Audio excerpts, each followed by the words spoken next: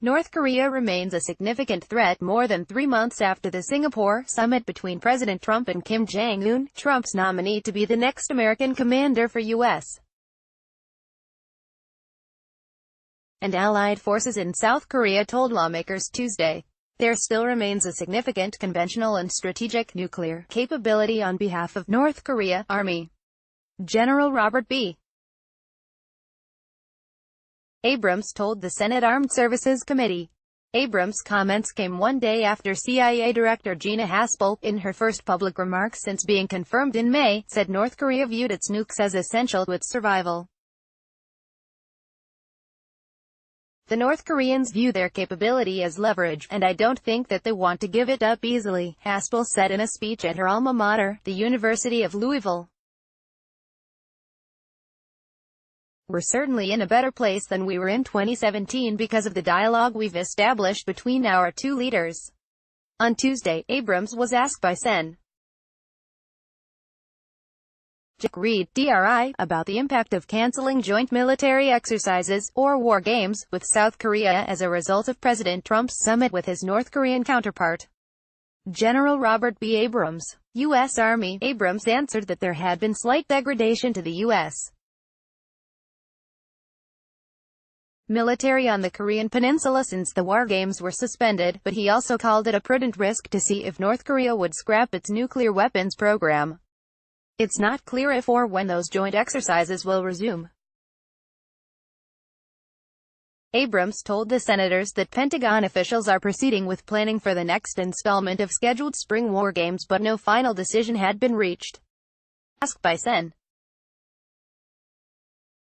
Tom Cotton, RR, about the challenges required to evacuate hundreds of thousands of civilians from South Korea in the event of war, Abrams admitted it's a wicked problem.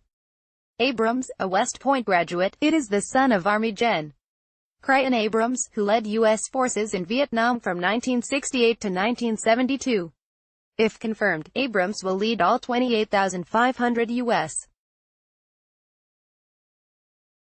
troops in South Korea. On Monday, President Trump and South Korean President Moon Jae-in signed a trade agreement on the sidelines of the United Nations in New York. Last week, the North Korean leader hosted his South Korean counterpart in Pyongyang and offered to permanently dismantle the rogue regime's main nuclear complex and launch pad if the U.S. took corresponding measures. While tensions on the Korean peninsula appear to be waning in recent days, relations between the United States and China appear to be souring.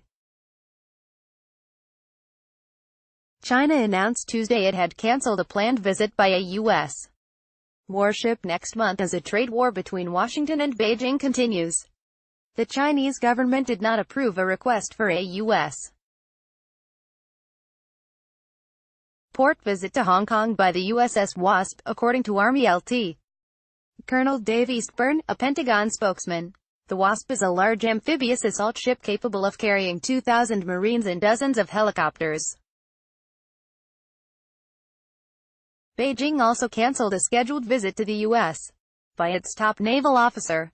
Vice ADM Shen Jinlong was due to meet with Chief of National Operations ADM John Richardson on the sidelines of a symposium at the Naval War College in Newport, RI. Last week, the State Department announced new sanctions on China over Beijing's purchase of Russian fighter jets and missiles. Those sanctions are in addition to the Trump administration's recently announced tariffs on another $200 billion in Chinese goods. In July, 2 U.S. warships sailed through the Taiwan Strait, drawing the ire of Beijing. 4 months earlier, the USS Carl Vinson visited Vietnam, the first time an American carrier ship had been to that country since the Vietnam War. In her Louisville speech Monday, Haspel also warned that China sought to dominate the Pacific region and is working to diminish U.S. influence there. Meanwhile, U.S. officials tell Fox News that China is continuing its buildup of artificial islands and disputed areas of the South China Sea. Chinese officials also erupted this week when the State Department announced the potential sale of American parts to Taiwan for use in its F-16 fighter jets and cargo planes. The total value of that potential deal amounts to $330 million.